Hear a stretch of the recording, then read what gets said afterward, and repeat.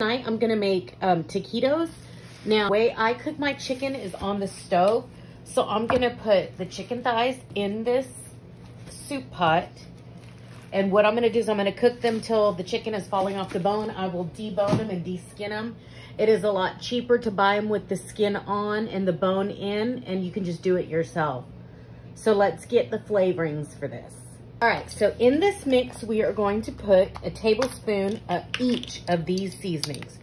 We're gonna do a tablespoon of cumin,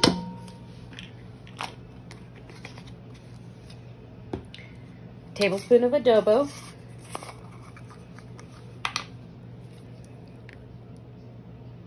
and adobo has salt in it, so you're not gonna need to put in much additional salt. 1 tablespoon of chili powder,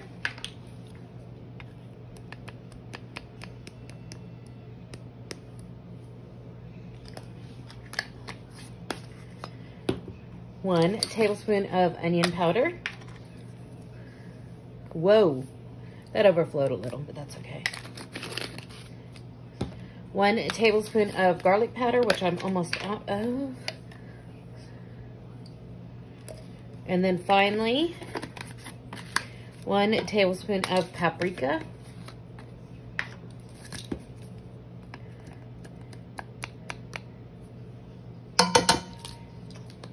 And then we're just gonna do, since that adobo has salt in it, we're going to do a half a teaspoon of regular salt and then a teaspoon of pepper. I'm also going to add in 1 can of diced green chilies. A diced can of generic green chilies is 76 cents. All right, let's go ahead and add the water.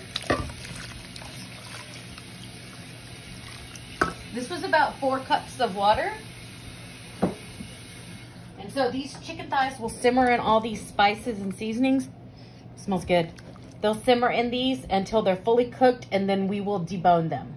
All right, here is the cost breakdown for this recipe. 30 corn tortillas is $1.48. You're gonna a can of diced green chilies was 76 cents, and 4 chicken thighs broke down to $2. So that's $4.24. And if you make 30 taquitos, they're 14 cents each. So you can't tell me that you can cook cheaper than 14 cents each. And depending on how much you eat would, of course, be depending. The chicken is all finished, and now I'm just gonna take it, pick out the bone, and remove any cartilage. All right, here is our chicken. Now we're going to warm up our skillet, and we're gonna soften our tortillas. So I'm gonna go ahead and soften my tortillas. I have my little stack of corn tortillas, and I just heated up a skillet with a little bit of oil. Use the oil of your choice, and you're not frying them or cooking them all the way through. All you are doing is softening them. You just wanna get a bit of oil on either side, so they will roll up without breaking. When we're done, you're gonna have a nice little pile of tortillas like that. And then you are going to put vegetable oil in your skillet. We're shallow frying, we're not deep frying. So that will be enough. Let's go ahead and start rolling these. You're gonna take your tortilla, you're gonna put it flat. You can put whatever filling if you want. Do you want beef? You want chicken? You want cheese? You can put chicken and cheese, do whatever you want. You're gonna take it and you're gonna roll it tightly. And then you're gonna take it, you're gonna place it seam side down, or it's gonna unroll. You can put a toothpick in, but I never do. Sometimes they unroll, sometimes they don't. It really just depends. See how it's starting to unroll? You can hold it like this for a minute.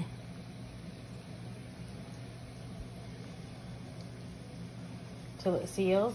I mean, if you wanna put a toothpick in it, you go right ahead. That's just an extra step for me. So I'm gonna go ahead and get the rest of these first batch rolled. You're just gonna take them, gonna flip them over because you want them golden brown on the other side as well.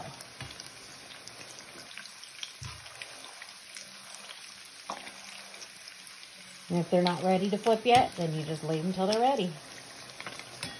You see this one was trying to unroll some. I'm just gonna flip it over like that. And then I'll show you what I do when I take them out. So for when I take them out, I line a pan with some paper towel. I kind of put it high up on the side because you want to drain these at an angle because you want the oil to drip out of them. So put them up like this, and then you can just kind of stack them against each other. And you see how the oil is coming out of the bottom?